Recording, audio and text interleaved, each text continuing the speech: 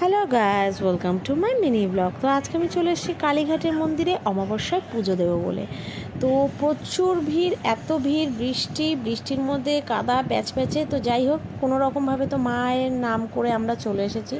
তো এখানে আমার বড় মেয়ে তো নিচে নামছেই না, তার গা ঘিন ঘিন করছে বলে, এত চ্যাপচ্যাপ করছে জলে কাদায় আর ফুলে, মানে পুরো পিছল পিছল লাগছে। যাই হোক, সুন্দর করে আমরা মায়ের পুজো দিলাম। যেহেতু মন্দিরের ভেতরে কোনো ভিডিও করা অ্যালাউ নয়, তো আমি সেই ক্ষেত্রে আমি ভিডিও করতে পারিনি। তো বাইরে বেরিয়ে এসে আমি এরমভাবে ভিডিওটা করেছি।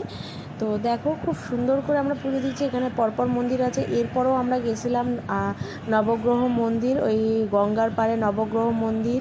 তো তারপর মা সন্তোষীর মন্দির, বড় বাবার মন্দির, সব মন্দিরগুলো ঘুরে দেখে প্রণাম করে, তো ওখানেও ভিডিও করতে দেয়নি। যাই হোক, তো মোটামুটি পুজো দিয়ে আমরা এখান থেকে ডালা নিয়ে পুজো দিয়েছি। এই পুরোহিত খুব সুন্দর করে পুজো দিয়ে দিয়েছে।